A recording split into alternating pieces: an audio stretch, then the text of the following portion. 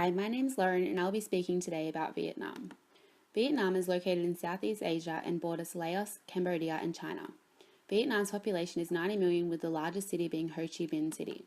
In comparison with Australia, Vietnam is 23 times smaller but has 71 million more people. The historical influences on Vietnam include France, China, Cambodia and Malaysia, French introducing the baguette and iced coffee, and China introducing chopsticks and stir fries. Some important staples in Vietnamese cooking are fresh herbs, rice, fish and oyster sauce, and also fresh fish, usually brought from the fish markets.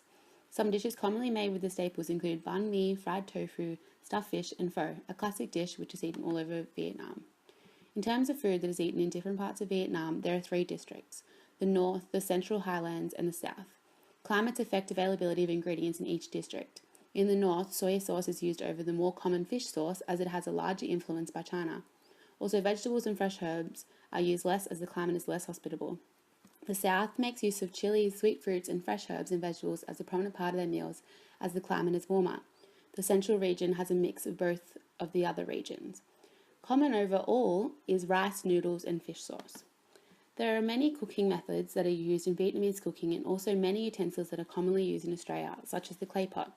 Meals are always a leisurely affair in Vietnam, with many shared dishes served all at once.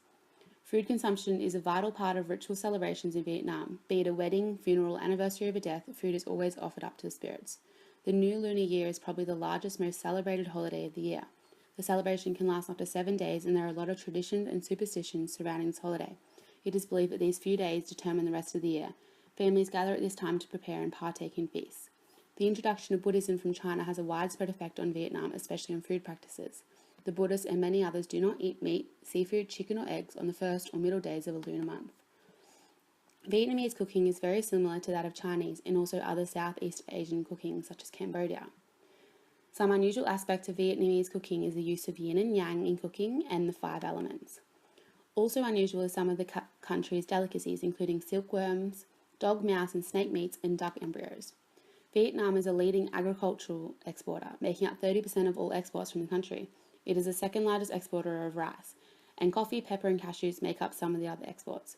Vietnam is also the 6th largest seafood exporter, with its main exports being frozen shrimp and panguis, a large shark only found in Southeast Asia. As shown in the graph, Vietnamese consume considerably larger amounts of cereal products. However, Australia seems to have a much larger consumption of meats. The Vietnamese did not start arriving into Australia until 1976, with 53 refugee boats escaping the Vietnam War over 3 years. There is now almost 70,000 Vietnam-borns in Victoria alone.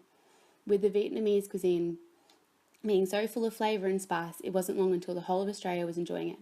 Rice paper rolls, pho and banh mi becoming the norm for households, cafes and restaurants. Thanks for listening to Vietnamese, a Multicultural Cuisine by Lauren.